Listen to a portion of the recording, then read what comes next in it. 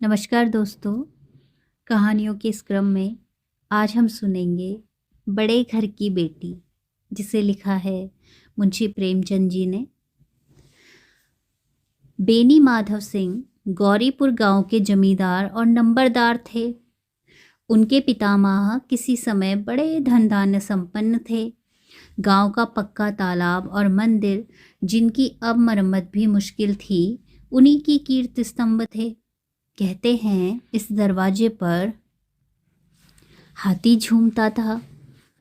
अब उसकी जगह एक बूढ़ी भैंस थी, जिसके शरीर में अस्थि पंजर के सिवा और कुछ शेष न रहा था, पर दूध शायद बहुत देती थी, क्योंकि एक न एक आदमी हांडी लिए उसके सिर पर सवार ही रहता था। बेनी माधव सिंह अपनी आधी से अधिक संपत्ति वकीलों को भेंट कर चुके थे। उनकी वर्तमान आय 1,000 रुपये वार्षिक से अधिक न थी।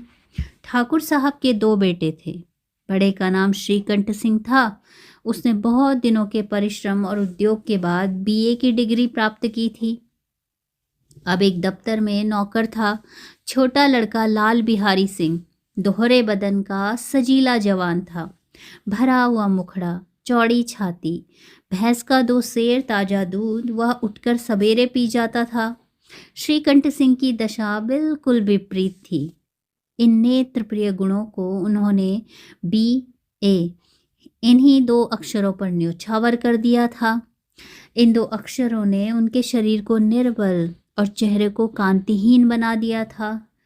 इसी से वैदिक ग्रंथों पर उनका विशेष प्रेम था। आयुर्वेदिक औषधियों पर उनका अधिक विश्वास था। शाम सवेरे से उनके कमरे से प्रायः खरल की सुरीली कर्ण मधुर ध्वनि सुनाई दिया करती थी। लाहौर और कलकत्ते के वैद्यों से बड़ी पढ़ा लिखी रहती थी। श्रीकंठ इस अंग्रेजी डिग्री के अधिपति होने पर भी अंग्रेजी सामाजिक प्रथाओं के विशेष प्रेमी न थे, बल्कि वह बहुधा बड़े जोर से उसकी निंदा किया करते थे। इसी से गांव में उनका बड़ा सम्मान था। दशहरे के दिनों में वह बड़े उत्साह से रामलीला में सम्मिलित होते और स्वयं किसी न किसी पात्र का पाठ लेते थे। गौरीपुर में रामलीला के वही जन्मदाता थे। प्राचीन हिंदू सभ्यता का गुणगान उनकी धार्मिकता का प्रधान अंग था। सम्मिलित कुटुंब के तो वो एकमात्र उपासक थे। आजकल स्त्रियों को कुटुंब में मिलजुल कर रहने की जो अरुचि होती है, उसे वह जाति और देश दोनों के लिए हानिकारक समझते थे। यही कारण था कि गांव की ललनाएं उनकी निंदक थी। कोई कोई तो उन्हें अपना शत्रु समझने में भी संकोच न करती थी। स्वयं उनकी पत्नी को ही इस विषय में उनसे विरोध था। यह इसलिए नहीं कि उसे अपने सास ससुर, देवर या जेठ आदि से घृणा थी, बल्कि उसका विचार था कि यदि बहुत कुछ सहने और तरह देने पर भी परिवार के साथ निर्वाह न हो सके, तो आए दिन की कलह से जीवन को नष्ट करने की अपेक्षा यही उत्तम है कि अपनी खिचड़ी अलग पकाई जाए। आनंदी एक बड़े उच्च कुल की लड़की थी। उसके बाप एक छोटी सी रियासत के तालुकेदार थे। विशाल भवन, एक हाथी, 3 कुत्ते, बाज, बहरी, शिकरे, झाड़, फानूस, ऑनररी मजिस्ट्रेटी और ऋण, जो एक प्रतिष्ठित तालुकेदार के भोग्य पदार्थ हैं, सभी वहाँ विद्यमान थे। नाम था भूप सिंह। बड़े उदारचित्त और प्रतिभाशाली पुरुष थे, पर दुर्भाग्य से लड़का एक भी न था। 7 लड़कियां हुई और दैवयोग से सबकी सब जीवित रही। पहली उमंग में तो उन्होंने 3 ब्याह दिल खोल कर दिए, पर 15-20 हजार रुपयों का कर्ज सिर पर हो गया तो आंखें खुली, हाथ समेट लिया। आनंदी चौथी लड़की थी। वह अपनी सब बहनों से अधिक रूपवती और गुणवती थी। इससे ठाकुर भूप सिंह उसे बहुत प्यार करते थे। सुंदर संतान को कदाचित उसके माता पिता भी अधिक चाहते हैं। ठाकुर साहब बड़े धर्म संकट में थे, किसका विवाह कहाँ करें। न तो यही चाहते थे कि ऋण का बोझ बढ़े, और न यही स्वीकार था कि उसे अपने को भाग्यहीन समझना पड़े। एक दिन श्रीकंठ उनके पास किसी चंदे का रुपया मांगने आया। शायद नागरी प्रचार का चंदा था। भूप सिंह उनके स्वभाव पर रीझ गए और धूमधाम से श्रीकंठ सिंह का आनंदी के साथ ब्याह हो गया। आनंदी अपने नए घर में आई तो यहाँ का रंग ढंग कुछ और ही देखा। जिस टीम टाम की उसे बचपन से ही आदत थी, वह यहाँ नाम मात्र को भी न था। हाथी घोड़ों का तो क्या कहना, कोई सजी हुई सुंदर बहली तक न थी। रेशमी स्लीपर साथ लाई थी, पर यहाँ बाग कहाँ। मकान में खिड़कियाँ तक न थी, न जमीन पर फर्श, न दीवार पर तस्वीरें। यह एक सीधा सादा देहाती गृहस्थ का मकान था, किंतु आनंदी ने थोड़े ही दिनों में अपने को इस नई अवस्था के ऐसा अनुकूल बना लिया मानो उसने विलास के सामान कभी देखे ही न हो। एक दिन दोपहर के समय लाल बिहारी सिंह 2 चिड़िया लिए हुए आया और भावत से बोला, जल्दी से पका दो, मुझे भूख लगी है। आनंदी भोजन बनाकर उसकी राह देख रही थी। अब वह नया व्यंजन बनाने बैठी। हांडी में देखा तो घी पाव भर से अधिक न था। बड़े घर की बेटी किफ़ायत क्या जाने, उसने सब घी मांस में डाल दिया। लाल बिहारी खाने बैठा तो दाल में घी न था। बोला, दाल में घी क्यों नहीं छोड़ा? आनंदी ने कहा, घी सब मांस में पड़ गया। लाल बिहारी जोर से बोला, अभी परसों घी आया है, इतना जल्द उठ गया? आनंदी ने उत्तर दिया, आज तो कुल पाव भर रहा होगा, यह सब मैंने मांस में डाल दिया। जिस तरह सूखी लकड़ी जल्दी से जल उठती है, उसी तरह शुदा से बावला मनुष्य जरा जरा सी बात पर तिनक जाता है।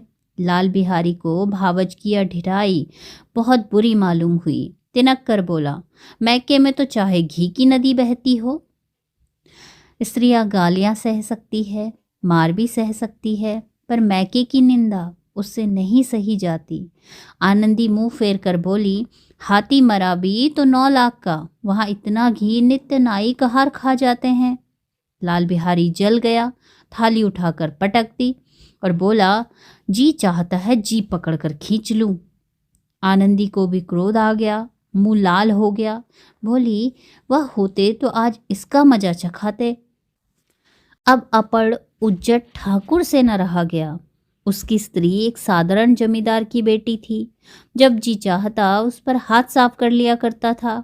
खड़ा उठाकर आनंदी की ओर जोर से फेंकी और बोला, जिसकी गुमान पर भूली हुई हो उसे भी देखूंगा और तुम्हें भी।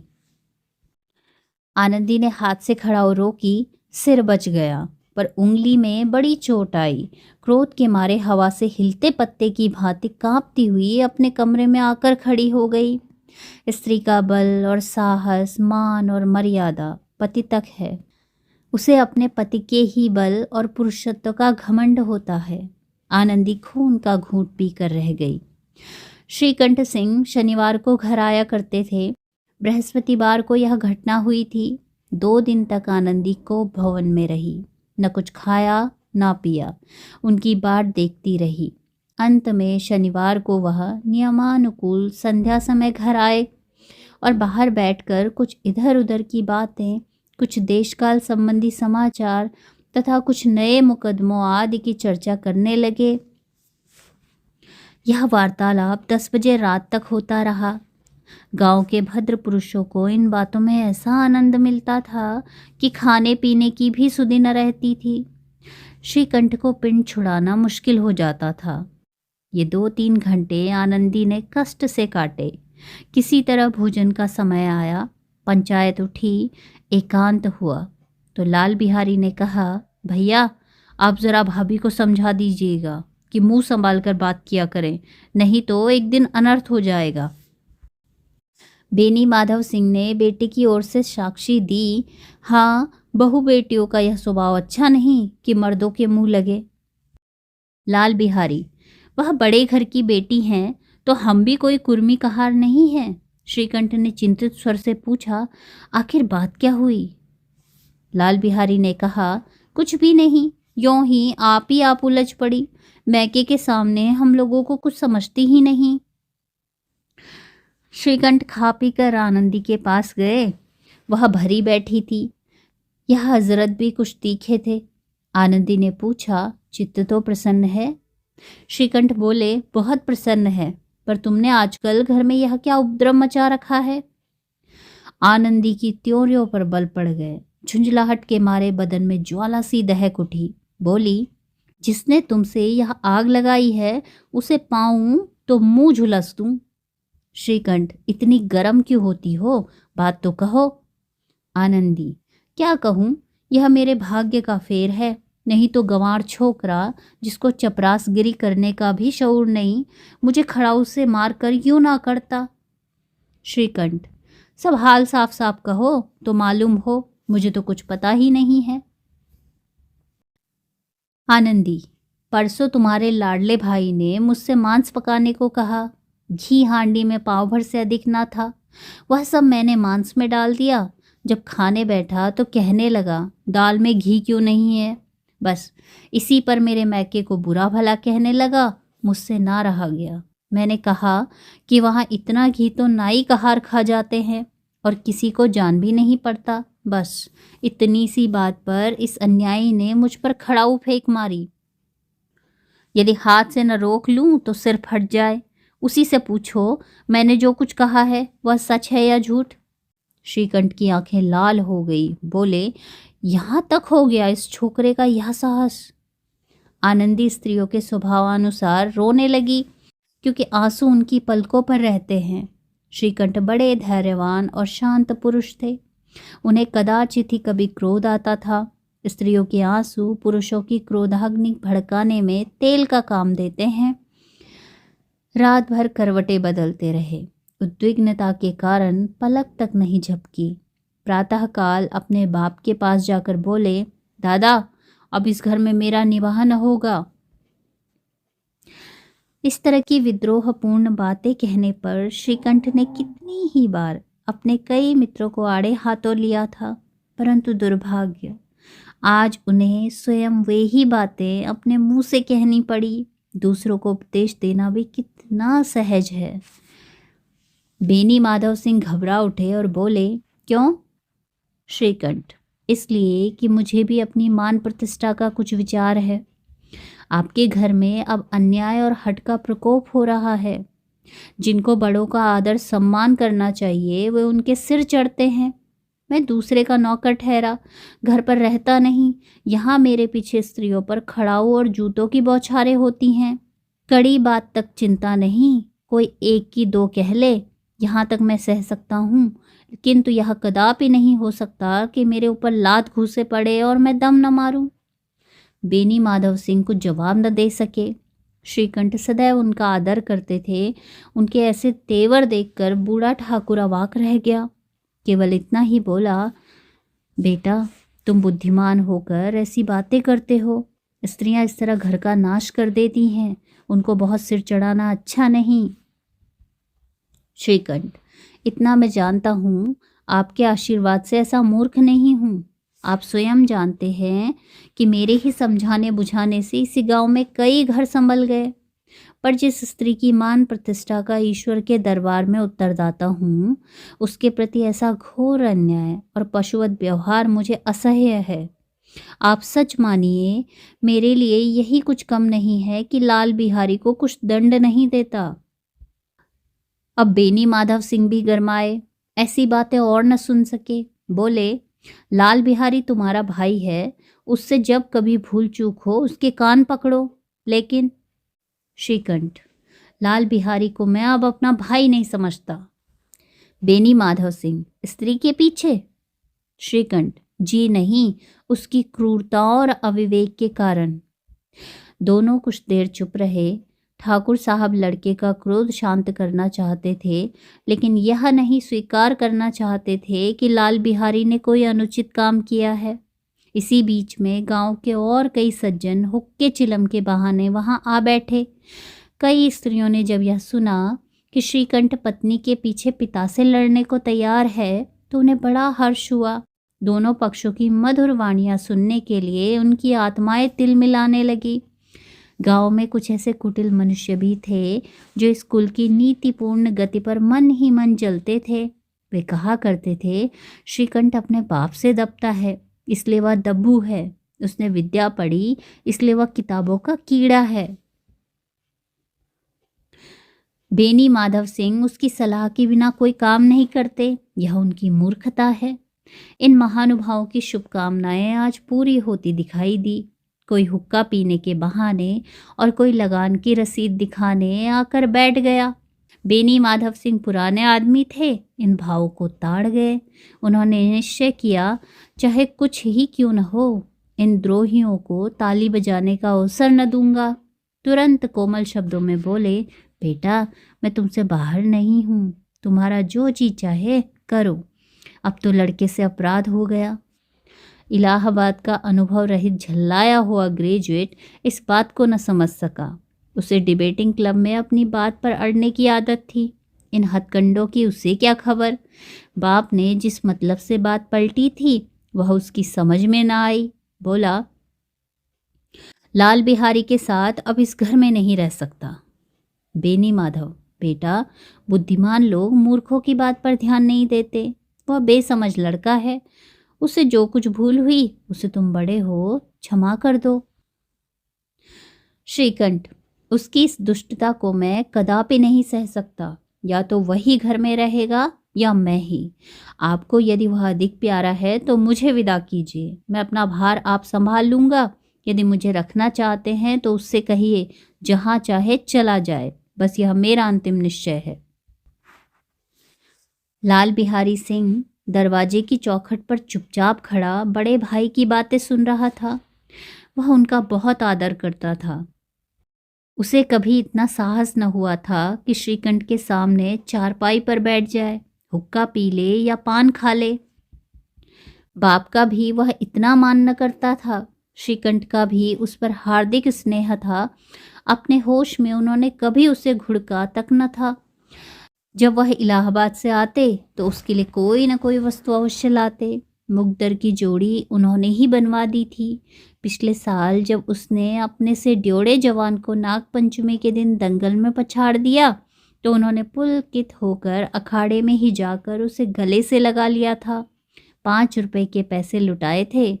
ऐसे भाई के मुंह से आज ऐसी हृदय विदारक बात सुन लाल बिहारी को बड़ी ग्लानि हुई। वह फूट फूट कर रोने लगा।